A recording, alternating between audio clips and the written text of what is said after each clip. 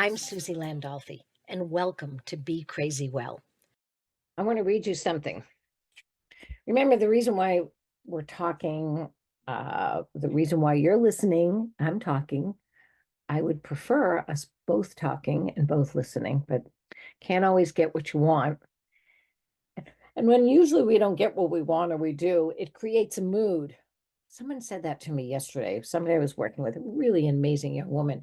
She said, "Well, I'm just in a bad mood." So I decided to look up the word mood. A temporary state of mind or feeling. So thoughts and feelings. He appeared to be in a very good mood about something.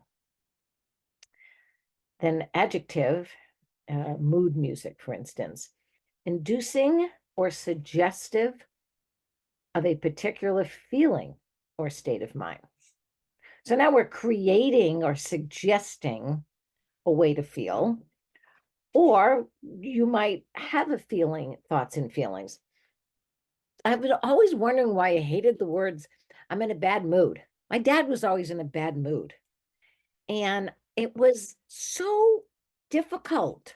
Like, where the hell did that mood come from? Why is it that he's in a bad mood? How does he get out of a bad mood? And watch out for your dad, he's in a bad mood.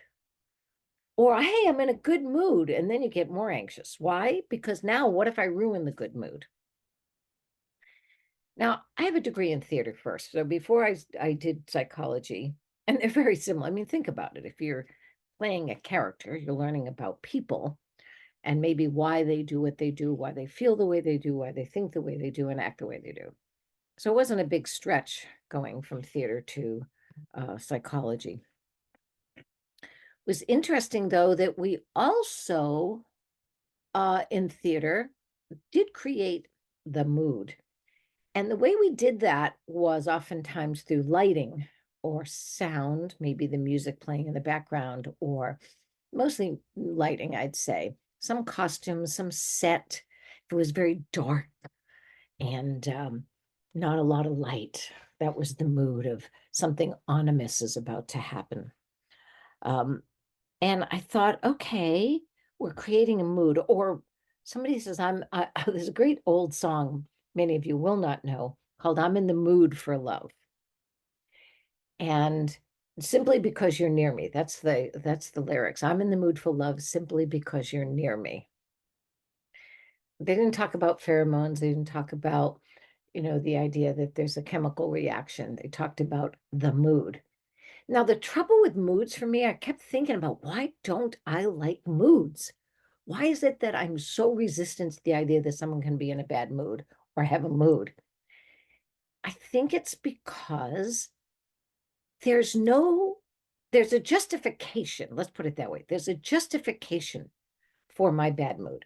It intimates that somehow something happened or nothing happened, and I'm justified to be in a bad mood, or I'm justified to be in a good mood, and at any moment that can change. At any moment, this mood could change. So I could be in the mood for love, and if you don't look at me the right way, say the right things, do whatever I want, that mood can change instantly because they're based on thoughts and feelings.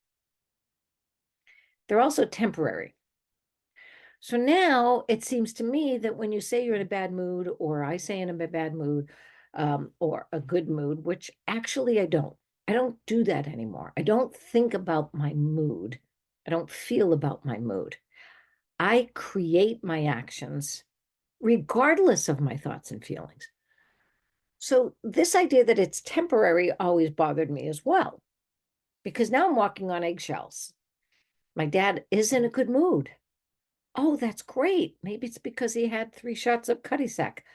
Maybe if he has 4, the mood's going to change. Maybe somebody said something right and he's happy, and then the minute they say something wrong, he's justified to be in a bad mood, and then I've got to deal with it. So I am absolutely against moods. I would like to do a whole anti-mood campaign that no one gets to say they're in a bad mood or a good mood. See, either way, that bothers me. Because what you're saying then is that these are feelings and thoughts I have. Nothing had to happen. I can just wake up in a bad mood. Now, just think about that. I don't know about you guys. At my age, I'm just grateful I wake up. That's all I got to do. Everything's gravy after that. I listened to a man who was a prisoner of war during the Vietnam War. His name's Charlie Plum. He lives right down the street. Mm. I make my coffee just the way I like it. And I listened to him because he actually came to a veteran retreat called Boulder Crest, where I helped work and helped create a curriculum. And he came, and I believe, now don't quote me on this, I believe he was locked up in the Hanoi Hilton for 8 years, that number, 8 or 9 years. And he lived in an 8-foot cell. I think that's why 8. I'm pretty sure that that's the number. I know 8-foot cell. The reason why I remember the 8-foot cell is because he started the presentation that he was giving the veterans and the staff by walking 8 steps, turning around and walking 8 steps. Now, he did that for easy 3 to 4 minutes. And we just watched him walk. And he told the story about being locked up, being tortured, having other prisoners come in and they were also tortured. And many of them died. And he came home after, 8 years or however long he was in there. And if you want to read about it, he's in the book called The Hanoi Hilton. You can look him up. He's online, Charlie Plum. And he came home to find out that his wife had assumed that he had died and married somebody else. I don't know about you, but at that point, I almost gave in to the idea that you can be in a bad mood. Yet he wasn't. He was sad. I'm sure he was even scared. I'm sure he had lots of feelings and lots of thoughts about what was going to happen next for him. And I think about him a lot because I was thinking about how optimistic he was, how much he forgave, how much he loved life. And I thought, is that the antidote to a bad mood? You just have to have something happen that's so horrific that you will actually be grateful and you won't allow your thoughts and feelings to justify your mood. See, the trouble with moods is that moods also determine action. So this idea that all of a sudden I get to act in a certain way because I was in a bad mood. It doesn't matter if I have kids, and it doesn't matter if they need me. It doesn't matter that I work with other people. It doesn't matter that I have a partner. It doesn't matter that I have a dog. It matters how I think and feel. And I just can't buy that. I guess because I did it. I did it. And I had a lot of bad shit happen to me. And I remember my sister struggling with always being in a bad mood. And my brother especially was always in a bad mood. Not always, a lot of the time. Now, people can say, well, it's genetic. It's your personality. I go, I don't know about that. I mean, I know there's some predispositions for genetics and all that. I know that I'm got genes that said, don't ever grow any taller than an average 6th grader. I get that. I just don't believe that we are so predetermined and predestined to be a certain way. If that were true, why do we even have parenting? Why don't we just put kids in a place and they're just going to grow up because they're predisposed and this is their genetics? Why don't we just, put them all in a place and anybody can raise them at any time? And because it's not going to matter, it's not going to change their thoughts, feelings. So I know there's obviously much more to this, and that the nurture of what we do with one another for the rest of our lives, not just as children, is imperative and so much more influential than our genes. So if that's true, doesn't it mean that all of this stuff on the internet now, do you ever notice there's so many people on the internet giving so much advice and so much wisdom? I love it. I scroll through it all the time. Operative words. I scroll through it all the time. And as much as it's wonderful to hear, it doesn't change a friggin' thing for me if I don't put the phone down and go do different. Or I could lie there with my thoughts and feelings and be in my mood. So the thing I've decided to do is, even in this podcast, why are we just talking about concepts as opposed to action? You know, I love concepts. I wanted to be a philosophy major at one time, and I took a philosophy course, and the entire course was trying to prove that you exist. And it was just these circular, wonderful conversations about not being able to prove that you exist. Great, loved it, great exercise. It's kind of like going to the gym on the elliptical. Oh, I keep going and going, but I didn't go anywhere. Now I did improve my health. There's no question about that. I was just thinking, boy, if I had gone outside, I might have actually picked up more information if I had taken that same action and brought it outside. So the philosophy class was great, and I decided not to go down that path because I really didn't want to just deal with concepts. I didn't want to keep just trying to prove something to myself or anybody else all the time. I figured that the best way for me to live or to be was through my actions. Now, that takes a lot of work. When I was talking to this young woman yesterday, she said that to me. She said, you're right. I get in moods. I know I get in bad moods, and I know that. And so we were talking about trying to change your thoughts and your feelings. And I said, what if we don't do that? And she said, well, then I'll be in a bad mood. And I went, well, maybe not. That coffee's good. So what if you still had the thoughts and feelings and you just didn't act on them? You went and did something that was good for you to do, you wanted to do, or you even didn't want to do, and yet you know that doing it was a good thing.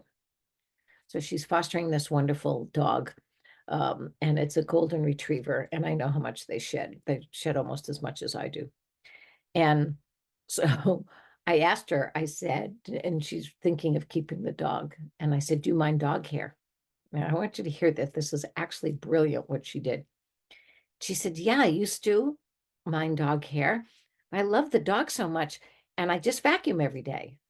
And now I like it. And she said, my vacuuming used to be your going to the grocery store. See, I don't like going to the grocery store. I don't care about food that much. There's people that live to eat and some of us that eat to live. So it's not that big a deal of food, I should say. So going into a grocery store and picking it all up and then bringing it home and having to put it away just seems like an awful lot of work. And there's just something about it. I think I know what it is now, actually, now that I'm talking with you about it. Many times when my mom and us as kids went to the grocery store, we didn't have enough money. And if you didn't add it all up, you might get to the checkout counter and then have to put something back, and how embarrassing that was in front of people. So that might be the source of that. I never thought about that. Anyway, she now loves vacuuming because she loves the dog. So the actions of being around this dog, like having the dog with her other dog, seeing it with her children, having the dog bring joy, all of this love totally changed her mood about vacuuming. Her thoughts and feelings changed about vacuuming because she loves the dog. It's possible. That's what can happen. Now, I don't know that I'll always love going into a grocery store, or I could change that, those thoughts and feelings. Here's the difference. I don't have to. I don't have to change my thoughts and feelings about the grocery store. I just go. I just go. And sometimes I find something in there that I actually enjoy about it, that actually bring my own joy. Or I might even say, to myself, Suzi, you'll be out of here in about 10 minutes, or do you really need to buy that? Um, I might go check out myself. There's a million things I can do. It's not going to be for the rest of my life. And I think of Charlie Plum. Oh, I really don't like it in this prison camp. I'm like, okay, what does that have to do with how amazing he was? He didn't say that. I'm sure he probably did say, I hate being in this prison camp. That wasn't the point, though. The thoughts and feelings weren't the point. It was his actions. And here's what I'm going to say about it. He's told a story about how Stockdale, I don't remember his rank, was in charge. He was the officer that was part of the one of the prisoners. So he had the highest rank. And he said, you have a mission to get home. That's your mission. Your mission is not to hold on to all of this information you have so when you're tortured, you don't spill it. He said, I don't care about that. You can say whatever you have to say to stay alive because your mission is to get home. And I thought, brilliant, so brilliant, totally changed the thoughts and feelings about being in that prison. The mission changed. And the men that apparently really bought into that mission, one of which being Charlie, they had a better chance of surviving. They actually, more of them did survive. The ones that beat themselves up and got into a quote unquote, and this is sort of minimizing it, of course, a bad mood about spilling their guts when they were tortured, didn't. They had a higher death rate. So there was so many times in my childhood, in my adulthood, I have thought about and watched people that were determined their actions by their thoughts and feelings. So if we're going to keep scrolling on the internet and people are going to give us all this wonderful wisdom and advice, of which I watch and I think about, and it makes me feel good for a second, I'm telling you, if we don't start sharing what to do differently to be different, I don't know that we're helping each other that much. It seems to me that we should be encouraging one another to change our actions. Have a bad mood. I don't care. Like, be in a good mood. I don't care. I care what you do because I know that what I do affects the world around me, the entire world. My 4 dogs, my son-in-law, my daughter, my grandson, what I do, how I handle, act on those thoughts and feelings. That is it. That's what does it. So the next time you want to say you're in a bad mood, why don't you just say, okay, I'm in a bad mood and I'm in a bad mood and. Now, why do I use and? I never say but. I try to teach everybody to stop saying but, unless you're talking about someone's ass. Why? Because it takes apart the first part of the sentence. You're justifying the next thing that you're going to say. So I'm in a bad mood and I'm going to smile today when I go into the grocery store. I'm going to go to the boxing gym, even though I don't think or feel better. I'm depressed. I'm in a bad mood. I'll say I'm in a good mood. And I'm in a good mood, so I'm going to go do the dishes as opposed to doing something I really love to do. Why is that important? Well, because the dishes deserve to be done as well. And maybe a good mood will help me do something I really don't want to do better. What would, if that was it? So I invite you now to think about your bad moods and your good moods, especially when you wake up. Seems to me very important that when we wake up, that's the one moment in the day something bad hasn't happened yet, because you might not wake up and realize you didn't wake up and go, oh shit, I didn't wake up. But why don't we just open our eyes and say, okay, got another chance, got some actions to do today. Going to smile a little bit more, going to say please and thank you more, going to take some deep breaths more, going to slow down more so that I'm not in a frantic state, frantic actions, because my mind and my feelings, my thoughts and feelings are telling me, hurry up and you have so much to do and blah, blah, blah. And then all of a sudden you stub your toe and you're in a bad mood. So I think that makes sense for us. I think it makes sense for all of us, myself included, to continue to decide how we're going to behave today, the actions we're going to take today, regardless of our thoughts and feelings. And so that's what I'm going to do today is I'm going to go somewhere I don't really want to go. I'm going to do something I don't really want to do. And I'm going to make the best of it through my actions. My actions. And whatever happens, I get to decide how I act upon it. Nothing gets to decide my mood but me. That's who gets to do that.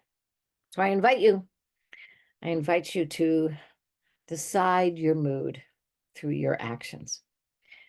If you're going to be crazy well, it seems to me the operative word here is to be. That's a verb.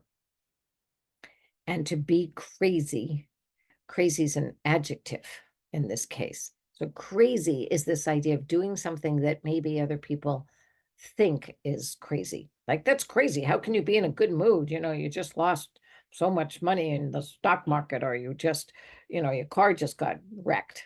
How can you be in a good mood? Well, that's up to me. And that's up to my actions. Last but not least, well, I never want to let you think, or I never want to tell you that your thoughts and feelings aren't important. They are. And they are. And it's like a great title for a book. Your thoughts and feelings are important. And see, and is always the best part of the sentence. Because and means there's something else besides allowing your thoughts and feelings to determine your actions. So I can tell you, I'm very sorry that you're sad. I'm very sorry that you're depressed and that things, or you're scared. I can also say, congratulations, you're in joy, you're feeling happy and joyful. And what are you going to do today so that that thought and feeling doesn't determine your mood? Be crazy well. Well. Do it well. Bless you.